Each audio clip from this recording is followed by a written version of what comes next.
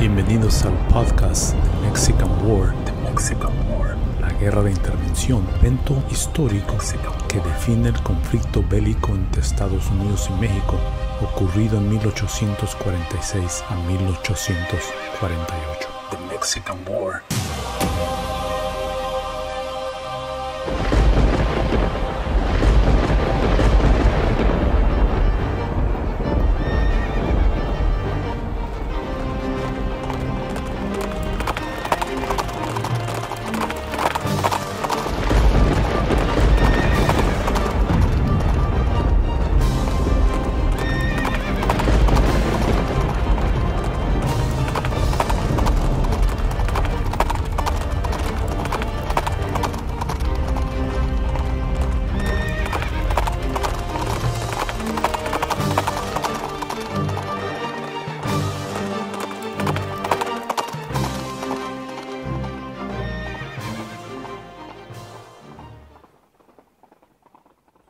El coronel Hitchcock, oficial en jefe del servicio secreto de Winfield Scott, designaba $1,546.30 a individuos no identificados y $1,534 a la Mexican Spy Company. Estos fondos eran destinados a las operaciones de inteligencia y espionaje conducidas por las fuerzas del ejército invasor en 1846 a 1848 durante la guerra en contra de México. Cuando las tropas comandadas por el general William J. Worth arribaban a la ciudad de Puebla, uno de los sacerdotes locales delataba a Manuel Domínguez como un peligroso ladrón, el cual estaba causando grandes daños y estragos a los pobladores de la región.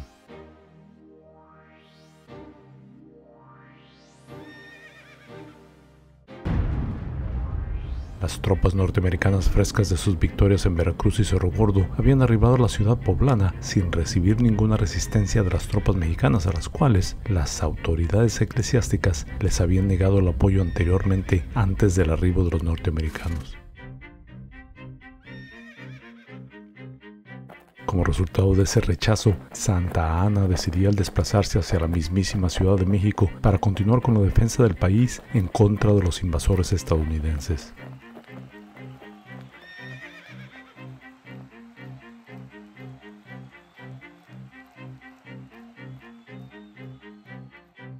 El general Worth ordenaba el arresto de Domínguez y le informaba que había sido aprehendido como resultado de las quejas ofrecidas a él por parte de sus mismos compatriotas mexicanos.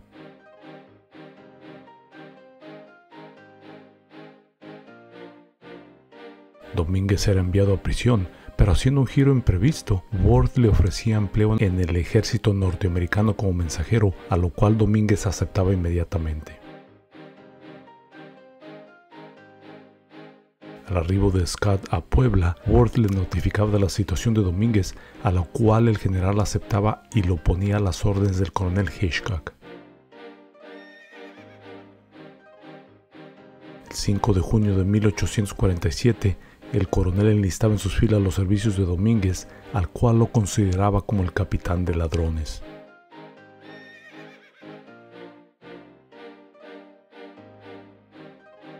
A Hitchcock le comenzó a gustar la forma en que se desenvolvía Domínguez, además de su comportamiento en general, aunque existían complicaciones. Uno de los intérpretes del ejército de Scott reconocía a Domínguez como el ladrón que lo había asaltado anteriormente por el camino. En ese encuentro, Domínguez le quitaba $5 a cambio de ofrecerle protección.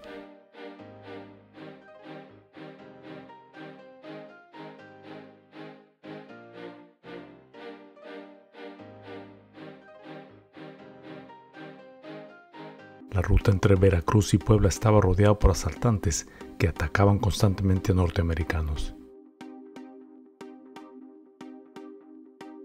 Pero a través de Domínguez, Hitchcock coordinaba esfuerzos para que estos transeúntes recibieran protección por parte de Domínguez y sus secuaces a cambio de pequeñas sumas de dinero, ofreciendo a cambio guías de ruta, mensajería y servicios de inteligencia o espionaje. Ya para los finales de junio, Hitchcock contrataba 5 más de los bandoleros que acompañaban a Domínguez con un salario de $2 diarios y los ponía rápidamente a su disposición. Pero rápidamente se daba cuenta que el total de hombres empleados no era lo suficiente para poder efectuar la labor requerida y de que las labores efectuadas de ofrecer protección y garantía a los viajeros americanos en los caminos no proporcionaban los efectos esperados.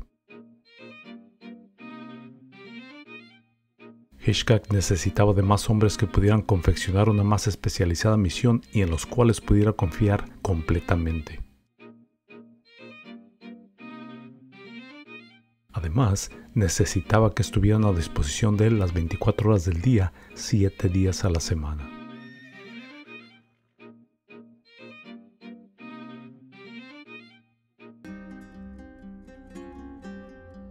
Aún estando en la ciudad de Puebla el 26 de junio, Hitchcock sacaba 12 hombres de prisión y los reunía con Domínguez. Todos ellos eran conocidos amigos del forajido.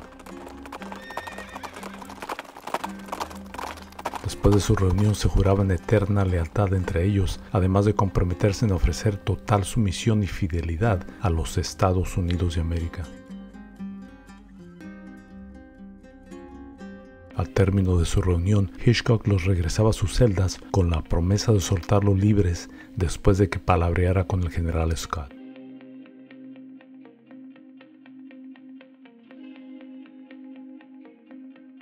Winfield Scott accedía a los planes de Hitchcock, el cual repartía $50 entre todos los forajidos.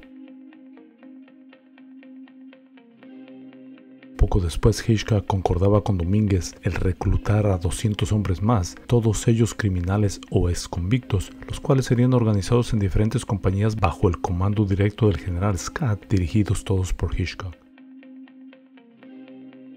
Cada hombre recibiría $20 mensuales de pago. Estas acciones daban creación a la Mexican Spy Company.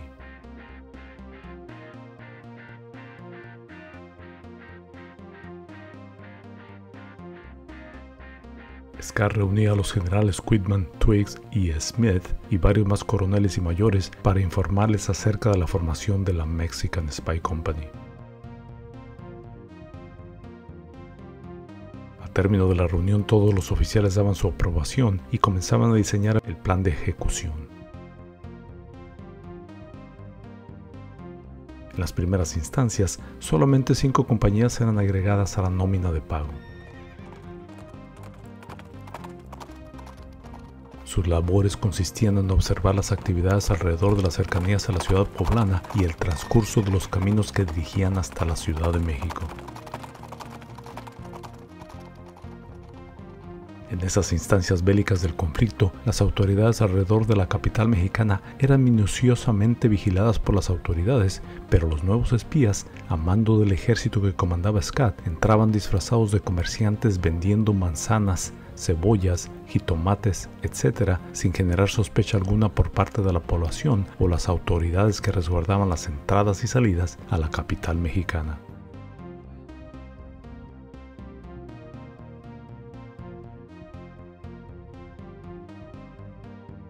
La importancia de contar con el apoyo otorgado por los espías mexicanos surtía efecto casi inmediatamente. A finales de junio, los movimientos de las tropas norteamericanas, las cuales se desplazaban desde el puerto de Veracruz hacia Puebla, eran vigilados y asediados constantemente por ramas del Ejército Mexicano de Defensa. El brigadier general George Cadwalader intentaba forzar sus avances desde Jalapa hasta Perote, pero era constantemente asediado por los ataques mexicanos, lo que le impedía enormemente el traslado. El coronel Wynkoop, el cual estaba estacionado en Perote, había sido informado que una fuerza considerable de defensa mexicana estaba siendo formada para forjar una emboscada en contra de la brigada de Cadwalader. Wynkoop inmediatamente enviaba al capitán H.S. Walker, acompañado de su compañía de Texas Rangers, a impedir el ataque sorpresa y a intentar liquidar al enemigo. Los tejanos lograban el objetivo al arrasar con la mayor fuerza mexicana, ayudados estos por el factor sorpresa, logrando que la brigada de Cadwalader arribara a Perote sin mayores riesgos. El coronel Wynkoop había sido asignado el monto de $500 para orquestar la operación de inteligencia y la maniobra resultaba fructífera. Los espías mexicanos y sus labores de inteligencia efectuaban una gran labor en contra de sus mismos compatriotas.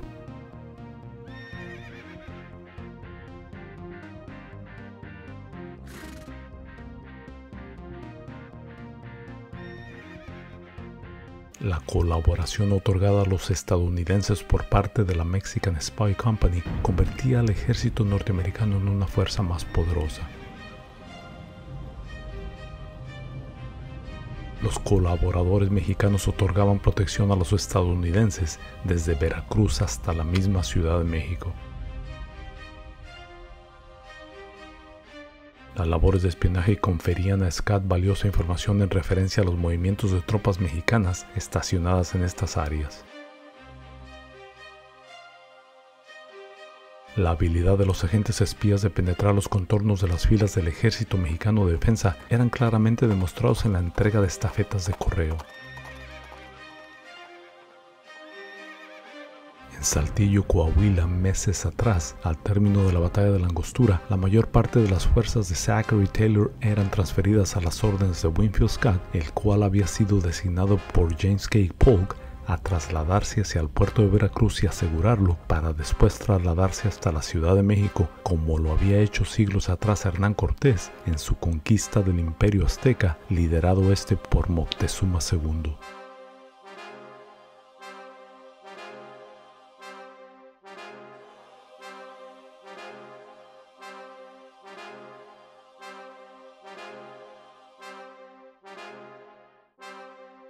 Todavía en Saltillo, el mayor John P. Gaines y su caballería de los voluntarios de Kentucky eran capturados por la caballería de Santa Ana sin oponer resistencia, ya que habían sido sorprendidos por los jinetes mexicanos al no poner centinelas que resguardaran sus campamentos.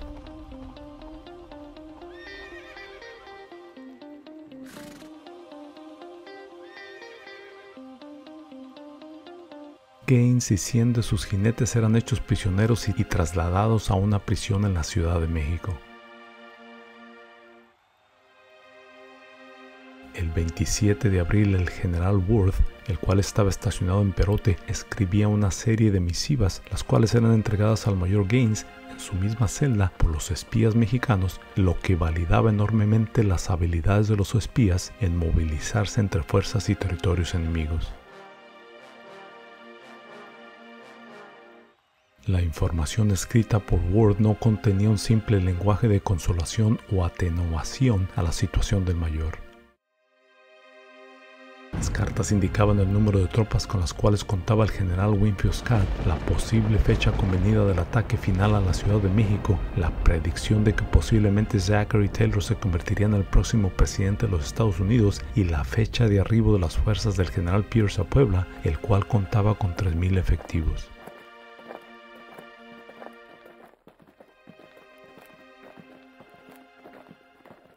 El sensible contenido de estos escritos y la eficaz manera en la cual eran entregados por los espías mexicanos demostraba la confianza ejercida en ellos por parte del general Worth. Finalmente, Gaines lograba escapar de la prisión regresando a Puebla el 4 de agosto de 1846.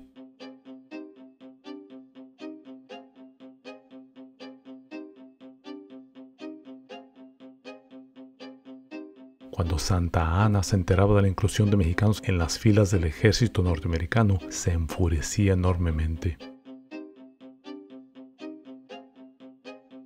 Sin embargo, cuando algunos de estos espías caían en manos de los mexicanos, eran fusilados inmediatamente sin recibir clemencia alguna.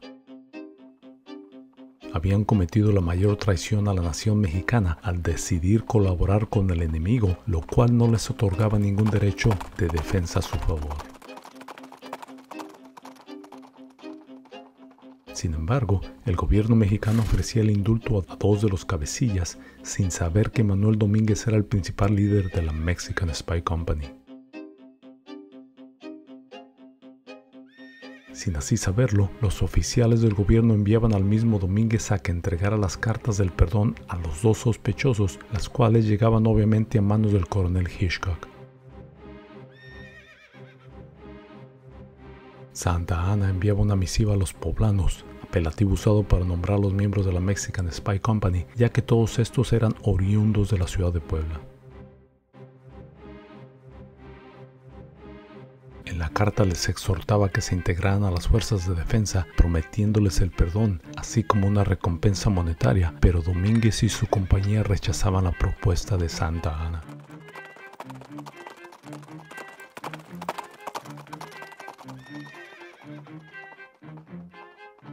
Durante el periodo entre los meses de junio y julio y los primeros días del mes de agosto de 1847, los espías reportaban a los norteamericanos que el número de participantes del ejército mexicano aumentaba sostenidamente. Con esta información, Hitchcock deducía que el ejército que comandaba Santa Anna contaba entre sus filas a unos 30,000 soldados, de los cuales la mitad eran soldados profesionales y bien entrenados. Las sospechas de que Santa Anna, a través de José Atocha, había concordado un plan con el presidente James K. Polk de apoyar el avance norteamericano por el Valle de México, pero sin enfrascarlos en batalla que pudieran terminar con los americanos, se evidenciaron cuando el avance norteamericano era permitido de avanzar sin enfrentar ningún tipo de ataque por parte de la formidable fuerza militar que poseía Santa Anna.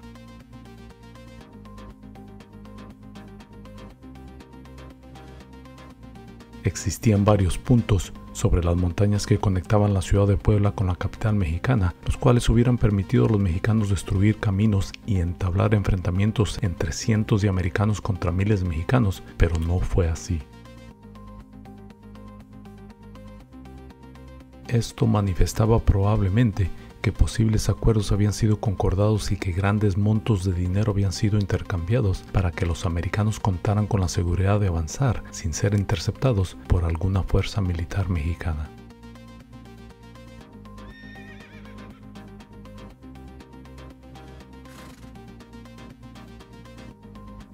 En la ciudad de Puebla, en julio de 1847, un miembro de la delegación de la Embajada Británica en México daba indicios a Nicholas Trist, jefe negociador de paz enviado por el presidente Polk, de que posiblemente los mexicanos podrían ser sobornados.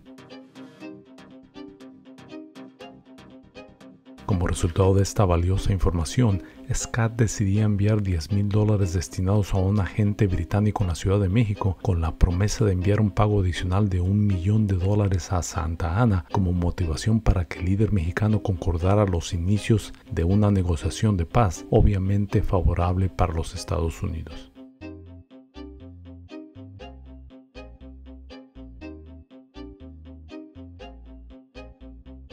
Santa Anna, al recibir el pago inicial, enviaba una respuesta a Scott indicándole que, como resultado de la situación política en la capital, le era imposible concordar acuerdos de paz. Sin embargo, el Napoleón del Oeste permitiría el avance norteamericano hasta el Peñón, un monte peñascoso localizado a 15 kilómetros de distancia de la capital azteca.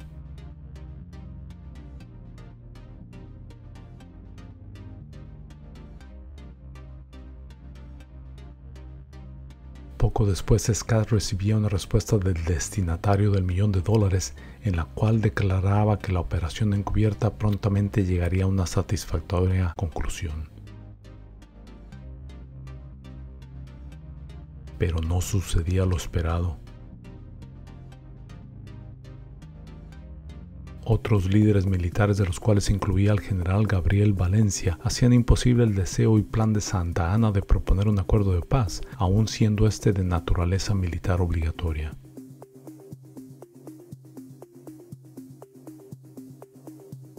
Como resultado de esta desavenencia, Scott no pagaría el $1 millón y Santa Anna no regresaría el pago inicial de $10,000 entregado a él anteriormente.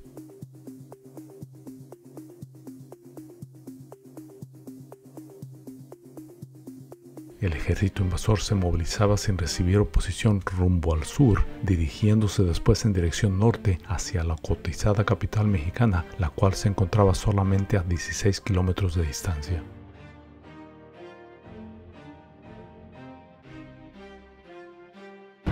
Una escaramuza enfrentaba tropas norteamericanas en contra de una fuerza mexicana a cercana distancia de San Agustín.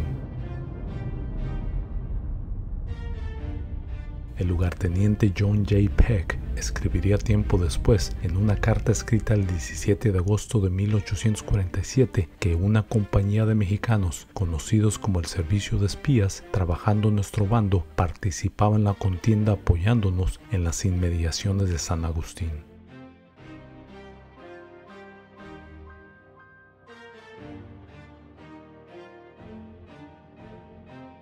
La colaboración de la Mexican Spy Company comenzaba a surtir frutos al ejército invasor. El entonces joven capitán Robert E. Lee, ya bajo las órdenes de Winfield Scott, después de haber servido bajo el comando del general John E. Woo en la batalla de la Angostura, orquestaba escrutinios de terreno y geografía, así como la colocación de la artillería después del arribo y conquista del puerto de Veracruz por parte del ejército invasor.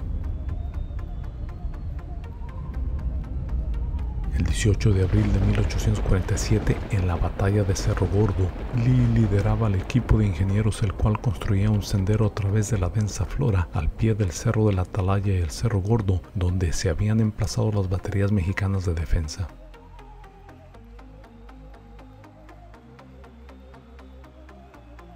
Este sendero proporcionaba a los norteamericanos con la posibilidad de movilizar la artillería a terrenos más altos, lo que les ayudaría a enfrentar a los sorprendidos mexicanos. Esta impresionante maniobra colaboraba a derrotar a las defensas mexicanas, las cuales habían sido consideradas de ser inquebrantables por Santa Anna, ya que él conocía perfectamente el terreno de todas estas regiones y no así los estadounidenses. Como resultado de estas acciones vitales para la victoria norteamericana en Cerro Gordo, el joven capitán recibía el ascenso al rango de mayor por parte de Winfield Scott.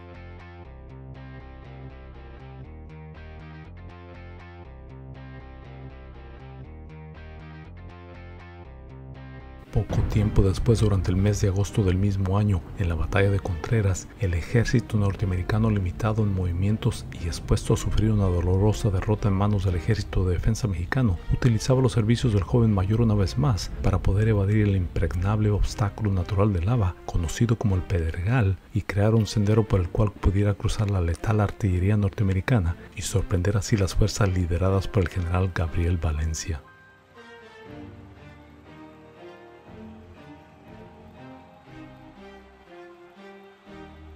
Esta acción fue considerada por Scott de haber sido el mayor acto de valor y prueba física jamás cometida por algún oficial que yo haya sabido hasta esta fecha.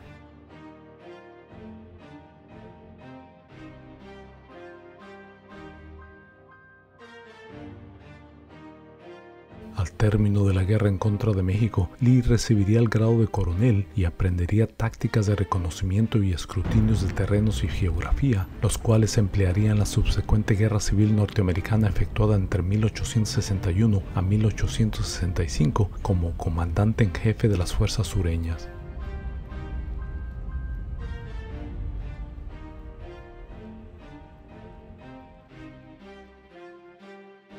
Lo que nunca revelarían ni Scott ni Lee es que los esfuerzos y logros del joven capitán en inspeccionar los desconocidos terrenos durante el conflicto militar en contra de México no hubieran sido posibles sin la colaboración de Manuel Domínguez y su compañía de espías.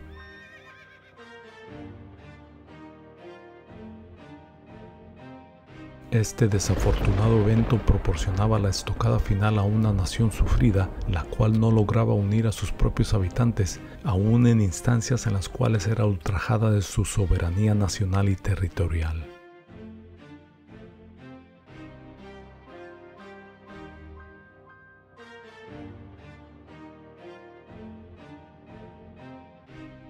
Las pugnas internas, generadas en mayor parte por la negación de la Iglesia en renunciar a su poder y riquezas, ahondaban aún más la crisis y exponían a la nación mexicana a los deseos de invasión de los Estados Unidos de América.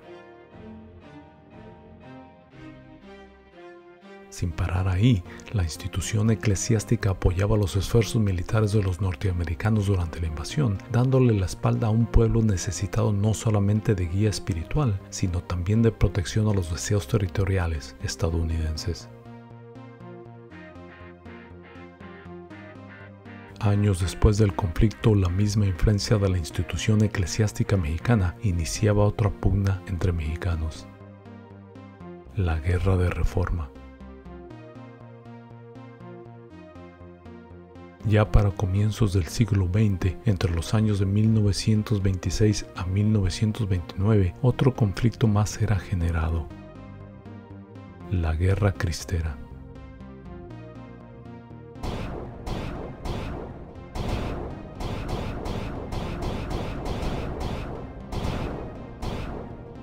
El presidente estadounidense James K. Polk, apoyado en primeras instancias por Zachary Taylor y meses después por el general Winfield Scott, lograba su objetivo inicial de su presidencia, impulsado por los principios del Destino Manifiesto, los cuales designaban al país estadounidense como una nación elegida y destinada divinamente a expandir sus territorios desde la costa del Atlántico hasta el Océano Pacífico.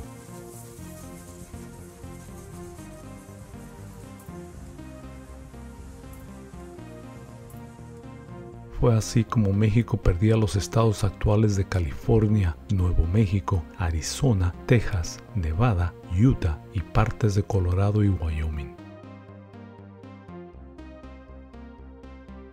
Al final del conflicto, Hitchcock desembolsaba $11,362.50 a Manuel Domínguez y a su compañía de espías.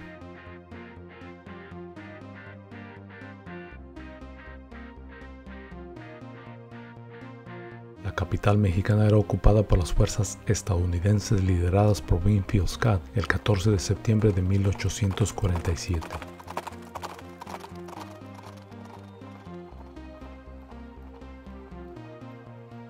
Y aunque el conflicto bélico y el triunfo final norteamericano no concluía con ese acto, ya que los habitantes de la ciudad continuaban con la resistencia, eventualmente el Tratado de Paz sería firmado por los mexicanos, irónicamente en las inmediaciones de la Villa de Guadalupe, el 2 de febrero de 1848.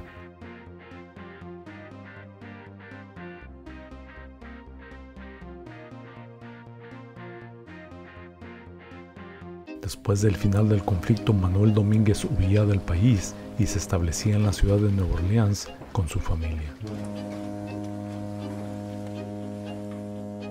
Perseguido y designado como traidor, el líder de la Mexican Spy Company se veía forzado a abandonar a la nación mexicana a la cual había decidido traicionar.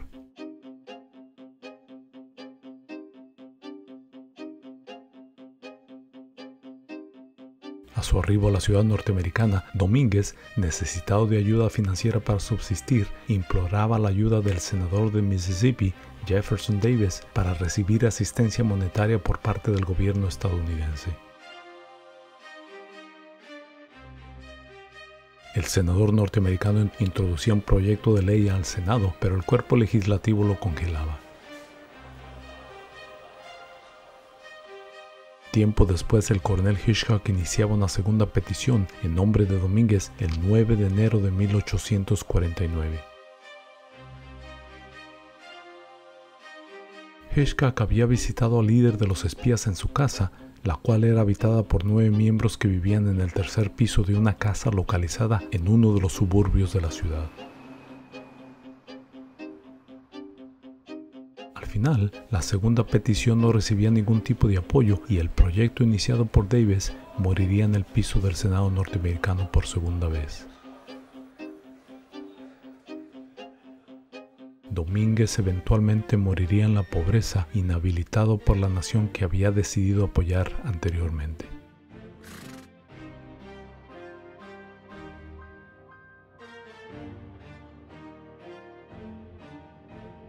La endeble nación mexicana, agobiada por divisiones internas, traiciones institucionales, alevosías y felonías perpetradas por individuos, estaba destinada a someterse ante la supremacía militar de los estadounidenses.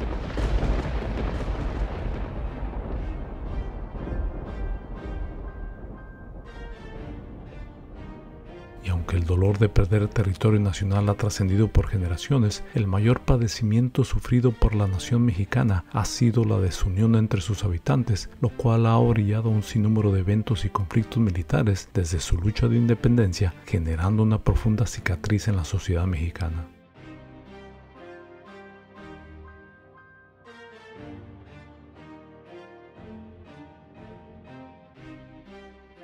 Por el lado norteamericano, las acciones del presidente James K. Polk en emplear clandestinidad y acciones de espionaje como recurso para conseguir sus deseos de expansión territorial adquiría más poder mientras le arrebataba potestad y autoridad al electorado.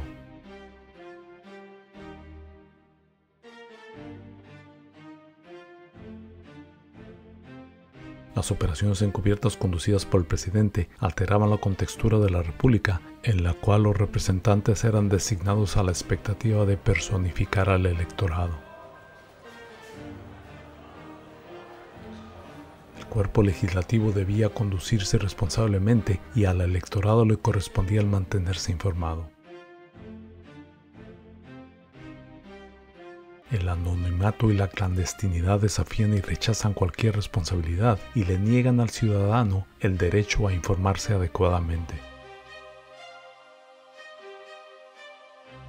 Si el gobierno decide actuar en secrecía sin informar al electorado, el poder es arrebatado del pueblo y es acumulado en una minoría.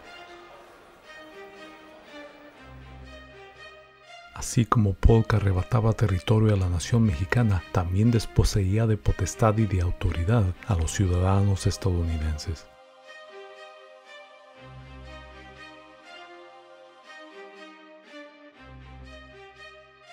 La sutura territorial sufrida por la nación mexicana, generada por la inhabilidad de sus habitantes en defenderse adecuadamente del invasor, ahondada por la traición ejercida por la institución eclesiástica, confirmaba el significado de la frase omitido por Porfirio Díaz décadas después.